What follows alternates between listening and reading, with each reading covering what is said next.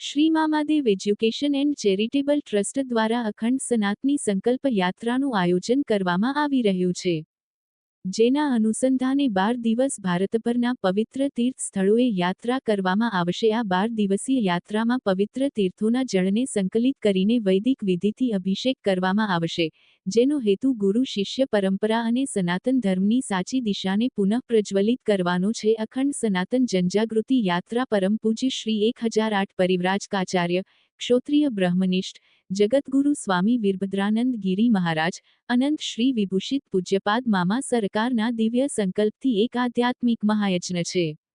આ યાત્રા પ્રથમ દિવસે સવારે 33 મિનિટનો યજ્ઞ અને પવિત્ર પ્રતિજ્ઞા લીધા બાદ બાવળાથી શરૂ થશે, જે બિંદુ સરોવર ખાતે પહોંચશે અને ત્યાં દૂધ, ફૂલો અને દીવાઓનો ઉપયોગ કરીને પૂજા કરવામાં આવશે। ત્યારબાદ પવિત્ર પ્રતિજ્ઞા જળ લઈને યાત્રીઓ શ્રી અંબાજી તરફ આગળ વધશે। શ્રી જગતજનની મા અંબાના દર્શન બાદ યાત્રા પુષ્કરના શ્રી પંચદશનામ જૂના અખાડા આશ્રમમાં રાત્રિભોજન કરી રાત્રે આરામ કરી બીજા દિવસે આ યાત્રા પુષ્કરરાજ શ્રી બ્રહ્માજી મંદિર જયપુર તરફ પ્રસ્થાન કરશે।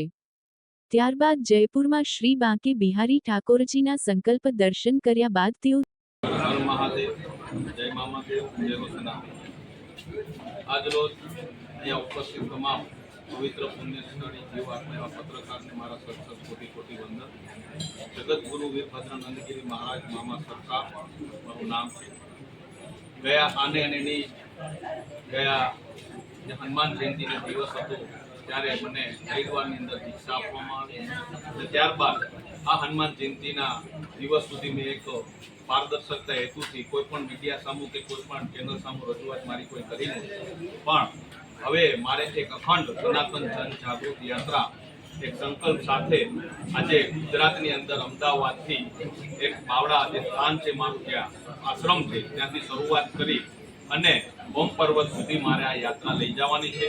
ओम पर्वत पर ત્યાં સુધી જાતા રસ્તામાં આવતા તમામ સરોવરો, નદીઓ, પવિત્ર પુણ્યશાળી જે તપસ્વી લોકોના સ્થાન છે, એવા મંદિરો છે જે પવિત્ર છે, ત્યાં તમામ જગ્યાએ દર્શન કરી પૂજા પાઠ કરી અને જળ લઈ પવિત્ર જળ લઈ ત્યારબાદ અમે જાસુ પાર્વતી સરોવર જે આદિ કૈલાસ પર્વત પાસે છે ત્યાં પૂજા પાઠ તપ સાધના કરી અને ત્યાંથી જળ લઈ અને ત્યારબાદ વળી અને ફરીથી પાછા જ્યારે અમદાવાદ બાવળા સ્થાને આવશું ત્યારે આ જળ गुजरातनी अंदर हाल में संकल्प कोई दिवस कोईने रजूआत ना करवानो होय एटले फरीथी कॉन्फरन्स करी संकल्प त्यारे नक्की करशुं के कया लिंग उपर गुजरातना कया लिंग उपर आपणे आ अभिषेक करशुं। तेमां मीडिया अधिकारीओ मिनिस्टरो साहेबो અને अन्य आम नागरिकों ने पवित्र पुण्यशाળી जीवात्माओनी साथे शास्त्रों वेदों ने उपनिषदों ध्याનમાં રાખી અને આ અભિષેક આપણે કરીશું। આ સંકલ્પ એના માટેનો છે કે એક શરૂઆત છે કે જે અત્યારમાં ગુરુ શિષ્યની પરંપરા નષ્ટનાબૂદ થઈ ગઈ છે, સનાતન ધર્મને આગળ વધારવું।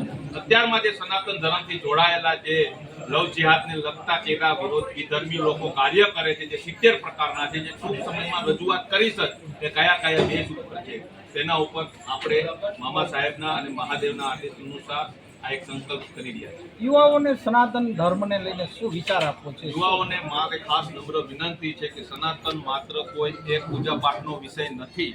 સનાતન એક સ્વીકારવાનો, સનાતનને એક ગ્રહણ કરવાનો અને સનાતનને એક પાળવાનો વિષય છે। સ્વીકારવો એટલે માત્ર પૂજા પાઠ થયો, ગ્રહણ કરવો એટલે શાસ્ત્રોનું જ્ઞાન લેવું